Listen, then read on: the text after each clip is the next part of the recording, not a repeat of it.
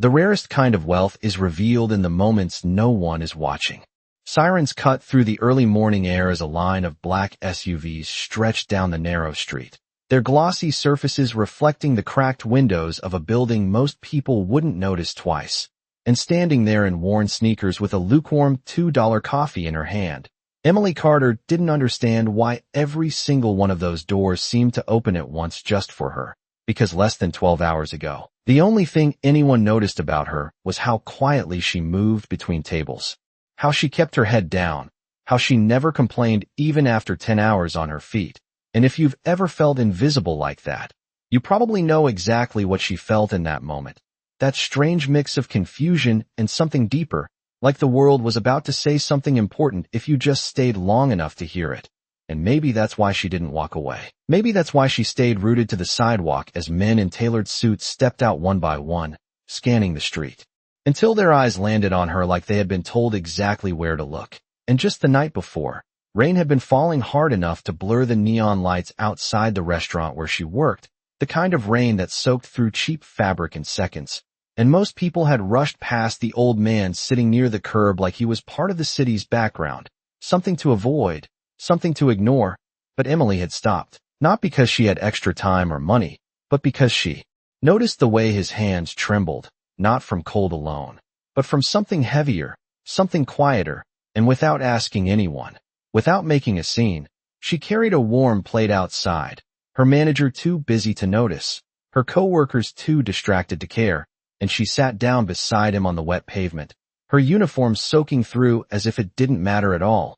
And when he looked at her, confused, almost suspicious, like kindness was a language he no longer trusted, he asked her why she would risk her job for someone like him.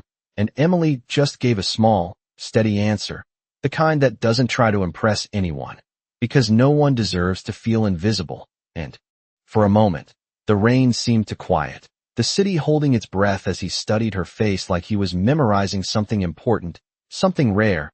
And then he nodded slowly, not with gratitude, but with recognition, like he had just found something he had been searching for. And now, standing in front of her building, stepping out of the lead car in a perfectly tailored coat, his presence commanding the silence of everyone around him, those same eyes met hers again, no longer tired, no longer hidden. And as one of the men beside him lowered his voice and said, "Mr. Whitmore, she's right here," Emily felt something shift, something irreversible, because in that moment, she realized that the man she helped wasn't just seen. He was someone the entire city already knew, and somehow, now he knew her too. Emily did not step forward, and she did not step back. She simply stood there as the man they called Mr. Whitmore walked toward her with a calm, measured pace that seemed to quiet the entire street. And it was only then she noticed the small details she had missed the night before. The way his posture was straight despite his age, the way his eyes held focus instead of fragility, the way even silence seemed to move around him instead of through him. And suddenly the memory of the rain, the trembling hands, the worn coat did not disappear, but rearranged itself into something she could not yet fully understand, something that made her grip tighten slightly around the paper coffee cup as if it could anchor her to what was real, because this did not feel real. Not in the way her life usually unfolded in predictable patterns of long shifts, low tips, and quiet nights in a studio apartment where the radiator clicked louder than any conversation. And yet here he was, stopping just a few feet away from her, close enough that she could see the faint lines around his eyes, the kind earned from years of observing more than speaking. And for a moment neither of them said anything, the city itself seeming to pause as if waiting for permission to continue. And then he gave a small nod, not dramatic, not exaggerated, just enough to acknowledge that he remembered her, truly remembered her, not as a waitress, not as a passerby, but as the person who had chosen to sit beside him when no one else would. And Emily felt something unfamiliar rise in her chest, not fear, not pride, but a quiet tension, like standing on the edge of something that could change direction at any second. And she finally spoke, her voice steady but softer than she expected, asking what all of this was, why he was here, why there were so many people looking at her like she had done something important when all she had done was offer a meal and a moment of respect. And the men around him shifted slightly, exchanging brief glances as if they were not used to questions directed at him. But Mr. Whitmore did not seem bothered. If anything, there was a trace of something warmer in his expression, something that almost resembled approval, and instead of answering her immediately, he looked up at the building behind her, the chipped paint, the narrow windows, the kind of place that rarely held anyone powerful enough to attract attention, and when his gaze returned to her, it carried a weight that made the air feel different, heavier, more deliberate, and he asked her a question instead, a simple one, whether she always treated strangers the way she treated him, whether she always chose kindness without knowing who was watching, and Emily hesitated, not because she did not know the answer, but because she had never thought of it as a choice worth analyzing. It was just something she did. The same way she showed up to work on time, the same way she counted her tips at the end of the night and planned her next grocery trip down to the last dollar. And she finally nodded, a small, honest gesture, and for the first time since he arrived, Mr. Whitmore allowed a faint smile to appear, not wide, not showy, but certain, and that certainty sent a ripple through the group behind him, subtle but noticeable, like a decision had just been confirmed without being spoken aloud. And Emily sensed it without understanding it, the way you feel a shift in the weather before the clouds fully form. And then he stepped slightly closer, lowering his voice just enough that only she could hear the next words, words that did not explain everything, but changed the direction of everything, because he did not thank her, he did not offer money, he did not praise her in the way people often do when they want something in return. Instead he said, very quietly, that what she did last night was not a small thing, that most people fail a test they do not even realize they are taking. And Emily's brow tightened slightly, confusion mixing with curiosity as the meaning settled in pieces rather than all at once, and before she could respond, one of the men stepped forward with a tablet in hand, waiting for a signal, waiting for permission, and when Mr. Whitmore gave the slightest nod, the man turned the screen toward Emily, and what she saw there made her breath catch just enough to remind her that whatever this was, it was only just beginning. Emily's eyes stayed on the screen longer than she expected, not because she fully understood what she was looking at, but because something about it felt too precise to be random. A clean profile, her name, her work schedule, even the diner she had been working double shifts at for the past 3 years, all laid out in quiet, undeniable detail. And for a second her first instinct was not fear, but disbelief, because no one had ever paid enough attention to her life to document it like this. No one had ever looked closely enough to see past the uniform, past the polite smile, past the way she blended into the background of other people's conversations, and yet here it all was, organized, intentional, as if someone had been watching not just what she did, but who she was when no one expected anything from her. And she slowly lifted her gaze from the screen back to Mr. Whitmore. Her expression no longer just confused, but searching, trying to understand what kind of man would go to such lengths to know someone like her, and more importantly, why. Because Emily Carter was not extraordinary by the world's standards. She did not come from money. She did not have connections. She did not even have the luxury of time to think beyond her next shift or her next bill. Her life had always been about small, steady choices, showing up, doing the work, helping where she could, not because it would lead somewhere, but because it felt wrong not to. And as that thought settled in, something else followed, a quiet realization that maybe this moment, this strange intersection of her simple life and whatever world Mr. Whitmore came from, was not about chance at all, and the memory of the night before returned more clearly now, the way he had watched her not with gratitude, but with intention, as if he had been measuring something invisible, something most people would overlook. And she felt a subtle tension in her shoulders, not defensive, but alert, the kind that comes when you sense that the rules of a situation are different than what they appear to be. And around them, the street remained unusually still, neighbors peeking through curtains, a passing car slowing down just enough to take in the scene before moving on, and yet the center of everything remained quiet, contained within the space between her and him.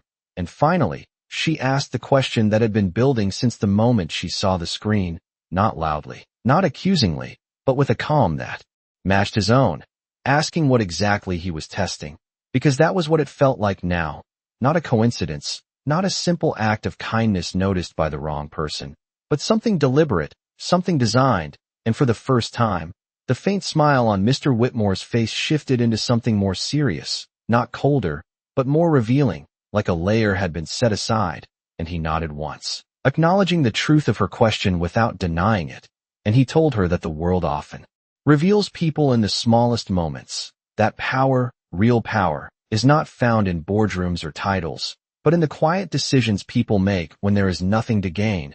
And Emily listened, not fully agreeing, not fully disagreeing, but understanding enough to know that whatever this was, it was not about reward, not in the way most people think of it. And then he gestured slightly toward the building again, toward her life, as if placing it in context with something much larger, and he asked her one more question, whether she had ever wondered what her life would look like if someone actually noticed those small decisions, not just once, but consistently. And Emily felt the weight of that question more than any of the others, because the honest answer was no. She had never allowed herself to wonder that far, and before she could respond, the man with the tablet spoke for the first time, his voice professional, measured, stating that arrangements could be made immediately if she chose to accept, and Emily's eyes shifted between them, her mind trying to keep pace with a reality that was moving faster than anything she had experienced before. And somewhere beneath the confusion, beneath the uncertainty, a single thought began to form, quiet but persistent, that maybe the night before had not been the moment. Everything changed. Maybe it had simply been the moment everything was finally seen. Emily did not reach for the tablet, and she did not nod. She simply let the silence stretch just a second longer than most people would, her eyes steady as they moved from the screen back to Mr. Whitmore. Because something about the way everything was unfolding felt too fast, too controlled, as if a decision was expected from her before she had even been given the space to understand what she was being asked to accept. And that realization alone made her take a small step back, not in fear, but in instinct, the same instinct that had guided her the night before, the same quiet sense that told her when something mattered more than it first appeared, and the men around them noticed it immediately. Their posture shifting just slightly, not aggressive, not confrontational, but attentive, as if they were used to people stepping forward eagerly, not pausing, not questioning, and that pause, that hesitation, created a tension that did not come from conflict, but from difference, because Emily was not reacting the way they expected, and Mr. Whitmore seemed to notice that more than anyone else, his expression remaining calm, but more focused now, like he was studying a detail that confirmed something he already suspected. And when he spoke again, his voice carried a quiet patience, telling her that no one was asking her to decide anything in this moment, that she could take her time, that understanding mattered more than agreement. And yet, even as he said it, the presence of the cars, the men, the tablet, all of it suggested that time was already moving whether she chose to follow it or not. And Emily let out a slow breath, her mind catching up piece by piece, because this was not just about an opportunity, it was about control, about who held it and who gave it away. And she had spent her entire life navigating spaces where she had very little of it, learning how to keep her balance without it, learning how to make choices that did not depend on someone else's permission.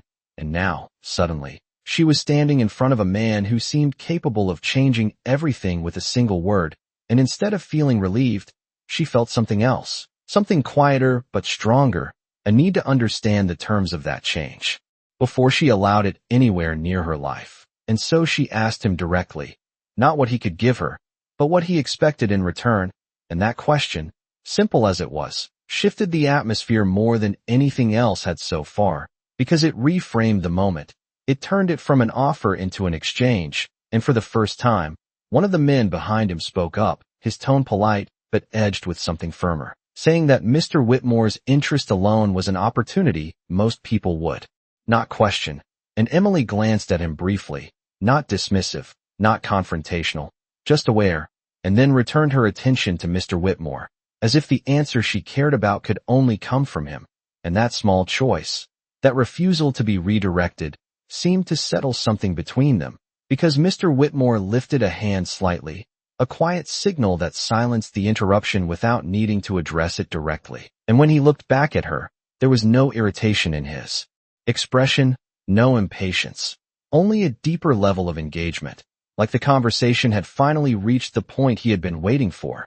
And he told her, calmly, That what he expected was not obedience, not performance, not even loyalty in the way most people defined it, but clarity, the ability to remain exactly who she was in a world that would constantly try to reshape her. And Emily felt that answer land differently than she expected, not because it was complicated, but because it was simple in a way that was hard to measure, hard to prove, and she realized that whatever this was, it was not a straightforward offer with clear boundaries. It was something that would test her in ways she could not yet see, and that realization did not push her away, but it did not pull her closer either. It held her right where she was, balanced between curiosity and caution, and as the morning light shifted slightly across the street, catching the polished surfaces of the cars and the worn edges of her building at the same time, Emily understood one thing clearly, that this moment was not just about being noticed. It was about deciding whether she was willing to step into a world that had already started to notice her,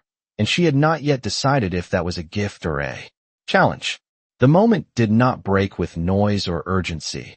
It shifted quietly, almost invisibly, like a door opening without a sound, and Emily felt it before she understood it, because Mr. Whitmore's gaze moved past her for just a second, toward the entrance of her building, and when her eyes followed, she saw something that did not belong to this moment. A man stepping out from the shadows of the hallway, his posture sharp, his expression controlled but tense, and the way he stopped when he saw the line of cars told her immediately that he had not expected any of this. And for a brief second, confusion crossed his face before it was replaced by something else, something calculated, and Mr. Whitmore's attention returned to Emily, but the energy around him had changed, not outwardly, not in a way most people would notice, but subtly, like a current running just beneath the surface, and he spoke her name again, slower this time, as if grounding the moment before it could move too far ahead, and then he said something that did not sound like an offer anymore. It sounded like a truth she had not been told yet, that this was not the first time her choices had been observed, and Emily felt her breath catch slightly, because that meant last night had not been a single moment. It had been part of something larger, something already in motion, and before she could ask what he meant, the man from the building stepped forward, his voice cutting gently but firmly into the space, calling her name in a tone that carried familiarity, and Emily turned toward him instinctively, recognizing him immediately as Daniel, the landlord's son who occasionally collected rent when his father was away, a man who had always been polite, distant, but now his eyes were moving between her and Mr. Whitmore with a level of awareness she had never seen before, and when he spoke again, it was not to her, but to Mr. Whitmore, addressing him directly, respectfully, but with a hint of urgency that suggested he knew exactly who he was, and that changed everything, because until that moment, Emily had still been holding on to the idea that this situation existed in a space separate from her everyday life, but now those two worlds were colliding in front of her, and Daniel said something quietly, something about timing, about this not being the right place, and for the first time, one of the men in suits stepped forward more decisively, positioning himself slightly between them as if to control the conversation, but Mr. Whitmore raised his hand again, not abruptly, but with enough authority to stop the movement instantly, and when he looked at Daniel, there was recognition there, not surprise, not curiosity, but recognition, as if this interaction had been anticipated, and Emily felt a deeper layer of tension settle into the moment, because now there were pieces moving that she did not understand, connections forming that she had never seen, and then Mr. Whitmore spoke in a tone that was still calm, but carried a weight that shifted the air again, saying that timing had already passed the point of convenience, that some moments did not wait for the right setting, they simply arrived, and Daniel's jaw tightened slightly, not in defiance, but in restraint, like someone holding back words that could complicate everything further, and Emily stood between them, not physically, but in the center of something she could feel expanding beyond her control, and then Mr. Whitmore turned back to her, his voice lowering just enough to draw her focus away from everything else, and he said that there was one more thing she needed to know before making any decision, something that would change how she saw everything that had just happened, and for a brief second, the street seemed to narrow, the noise of the city fading into the background as if the world itself was waiting for what he would say next, and Emily realized that whatever came after this moment would not simply move her life forward, It would redefine it entirely. And she was no longer just being offered a different path. She was standing at the edge of something that had been unfolding long before she even realized she was part of it. The air shifted again, not louder, not faster, but heavier, like something unseen had just settled between all of them. And Emily could feel it in the way Daniel's posture stiffened, in the way the men behind Mr. Whitmore seemed to wait more carefully now, as if whatever was about to be said would not just explain things, it would change them. And Mr. Whitmore did not rush. He never rushed. He simply looked at Emily with the same steady focus and said that the night before had not been chance, that the restaurant, the timing, even his presence outside in the rain had been part of something designed to observe how people respond when they believe no one important is watching. And Emily felt that sentence land slowly, piece by piece, because it meant her choice had not been invisible at all. It had been seen, measured, remembered, and something about that realization made her chest tighten slightly, not with regret, but with the weight of being known without permission. And Daniel stepped forward again, his voice quieter now, but more urgent, telling her that she needed to think carefully, that situations like this rarely come without expectations hidden beneath them. And Emily glanced at him, hearing the warning in his tone, but also sensing something else beneath it, something personal, something that suggested he knew more than he was willing to say out loud. And if you were standing there with her, you might be asking yourself the same question she was beginning to form, whether this was an opportunity or a test that had not ended yet, and whether stepping forward would mean gaining something or losing something she had not yet considered. And Mr. Whitmore seemed to read that hesitation without needing her to speak it, because he nodded slightly and said that doubt was not a weakness, that it was often the only thing that kept people honest. And then he added, almost as if correcting something unsaid, that what came next would not be easy. That being seen was not the reward people believed it to be. It was responsibility. It was pressure. It was the loss of the quiet anonymity that had protected her for so long. And Emily felt that truth settle deeper than anything else he had said so far, because it touched something real, something she had never needed to question before. The safety of being unnoticed, the freedom of making choices that did not carry consequences beyond her own small world. And now that world felt like it was being pulled open, stretched into something larger that she did not control. And the man with the tablet stepped forward again, this time not waiting for a signal, his voice steady as he explained that there was a position, an offer that had already been prepared, one that would change her circumstances immediately.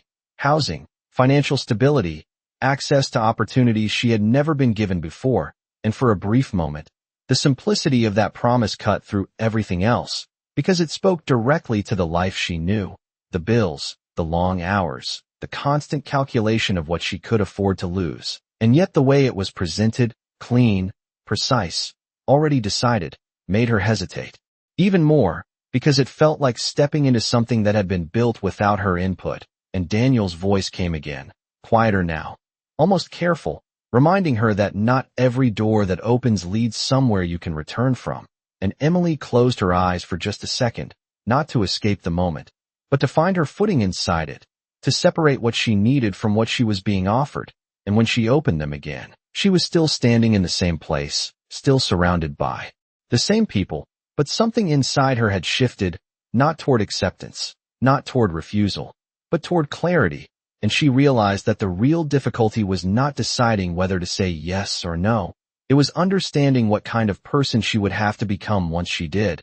And as Mr. Whitmore watched her, silent now, patient, waiting for a decision that could not be rushed, Emily understood one thing with certainty, that whatever she chose next would not just answer his question, it would answer something much deeper about who she was when the world finally decided to look at her.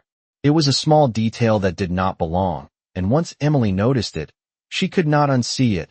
The way Daniel avoided looking directly at Mr. Whitmore, not out of fear, but out of recognition, the kind that comes from knowing someone's world long before you are supposed to admit it. And suddenly the pieces that had felt separate began to shift closer together, not forming a clear picture yet, but enough to suggest that there was something deeper beneath the surface, something that had been moving quietly long before she stepped into it. And Emily's eyes moved between them again, slower this time, more deliberate, because now she was not just listening to what was being said, she was watching what was not, the pauses, the glances, the way certain words were chosen carefully while others were left out entirely. And if you have ever been in a moment like that, you know how quickly your instincts begin to fill the silence, how questions start forming without needing to be spoken, and one question rose above the rest, simple but impossible to ignore. How long had this really been happening? And before she could ask it, Mr. Whitmore spoke again, not answering directly, but guiding her attention somewhere else, telling her that people often believe they are invisible when they are not important. But the truth is, invisibility is sometimes given, not earned, and that line lingered in the air longer than the others, because it carried a meaning that did not fit neatly into the situation as she understood it, and Emily felt a quiet unease settle in, not panic, not fear, but the kind of awareness that comes when you realize you may have been part of something without ever choosing to be. And Daniel shifted his weight slightly, his voice lower now as he said her name again, but this time it sounded less like a warning and more like a reminder, as if he was trying to reach the version of her that existed before all of this, before the cars, before the offers, before the attention. And Emily looked at him more closely than she ever had before, noticing details that had always been there, but never mattered until now. The way he carried himself, the way his words were measured, the way he seemed to understand the weight of the moment without needing it explained, and it clicked, not fully, but enough to shift her perspective, because Daniel was not just a landlord's son who collected rent, he was someone who had been watching too, maybe not in the same way, but long enough to know that this situation was not as simple as it appeared, and that realization made the space between all three of them feel smaller, more connected, like threads crossing paths that were never meant to be separate. And then the man with the tablet spoke again, his tone still professional, but now carrying a subtle urgency, mentioning timelines, schedules, next steps, words that implied this process had already begun moving forward without waiting for her agreement. And that was the moment. Something shifted clearly inside Emily, because until now she had been reacting, listening, trying to understand, but now she saw something she could not ignore, that whatever this was, it had structure, it had intention, it had a direction that did not depend on her decision as much as it appeared to, and she felt a quiet resistance rise, not against the opportunity, but against the idea of being placed into something already defined, and she took a small step forward, not toward Mr. Whitmore, not toward Daniel, but into the space between them, her voice calm, but more certain now as she asked the question that changed the tone of everything. Not what they wanted from her, not what they could offer, but who else had been part of this before she even knew it existed. And for the first time, there was a pause that did not feel controlled, a silence that did not feel intentional. And in that silence, Emily understood something that made everything else fall into a different light, that this was not just about her kindness being noticed. It was about something much larger choosing when and how to reveal itself, and she was only now beginning to see the edges of it. The silence did not last long, but it was long enough to reveal something real, because for the first time since this moment began, Mr. Whitmore did not answer immediately, and that hesitation, subtle as it was, carried more truth than anything he had said so far, and Emily felt it. The shift from control to acknowledgement, the quiet admission that her question had reached something deeper than expected, and when he finally spoke, his voice was still calm, still measured, but there was a new layer beneath it, something less polished, more honest, as he said that she was not the only one who had been observed, not the only one whose choices had been part of this. And Emily's gaze sharpened slightly, her attention narrowing as the meaning unfolded, because that changed everything. It meant this was not about a single moment of kindness. It was about a pattern, a system, something that had been watching not just her, but others, and deciding who mattered based on things no one else could see. And Daniel exhaled quietly, almost like he had been waiting for that truth to surface, his eyes dropping for just a second before returning to hers. And in that brief movement, Emily understood something she had not fully allowed herself to consider, that Daniel already knew, that he had known long before this morning. And that realization hit differently than the rest, because it made this moment feel less like an opportunity and more like a reveal. And Mr. Whitmore continued, explaining that for years, he had built something outside the public eye, not a company, not an organization people could easily name, but a network designed to identify individuals who made decisions based on principle rather than gain. People who acted the same way when they were unseen as they would if the entire world was watching. And Emily felt the weight of those words settle in slowly, because it meant her life, her ordinary, unnoticed life, had been part of something she had never agreed to join. And then came the part that changed everything. The part that made the entire situation shift from surprising to unsettling, because Mr. Whitmore said that Daniel had been part of that network for over a year, not as someone being observed, but as someone who had already been chosen, someone who had already stepped into that world and understood what it required. And Emily turned to him fully now, her expression no longer just curious, but searching for something real, something honest. And Daniel met her gaze this time without hesitation, the distance that had always existed between them replaced by something clearer, something more intentional. And he nodded once, not proudly, not defensively, but simply confirming the truth. And in that moment, every small interaction she had ever had with him felt different. The brief conversations, the way he never pushed, the way he always seemed to notice more than he said, all of it rearranged itself into a pattern she had never seen before. And Mr. Whitmore spoke again, softer now, as if recognizing the weight of what had just been revealed, saying that last night had not been her first moment of being seen. It had only been the first moment she became aware of it. And that difference, that shift from unseen observation to conscious choice, was the true turning point.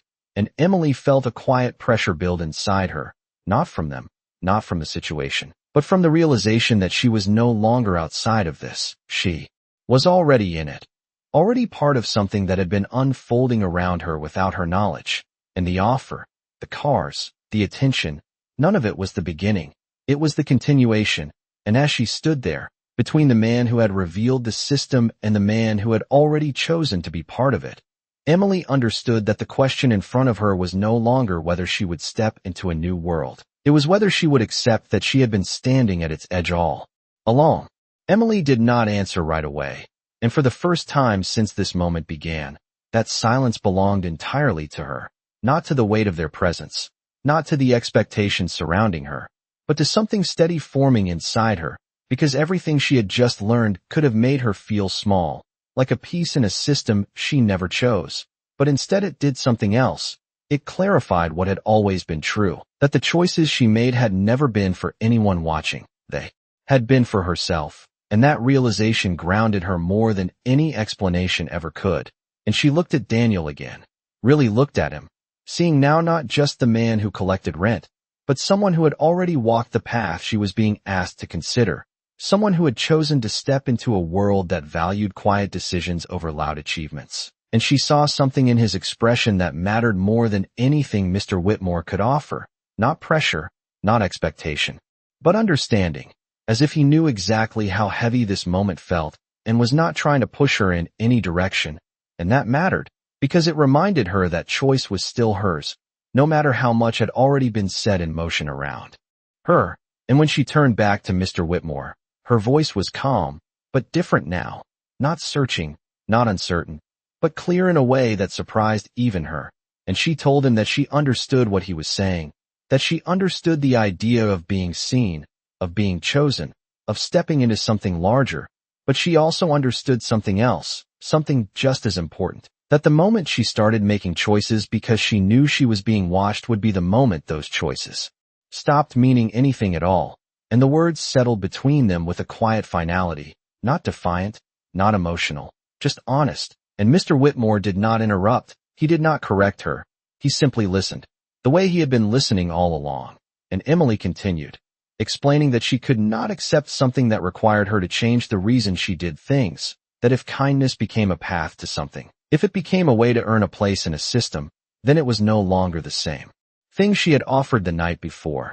And for a brief moment, the street seemed to hold that truth in place. The cars, the people, the expectations, all of it paused against the simplicity of her answer.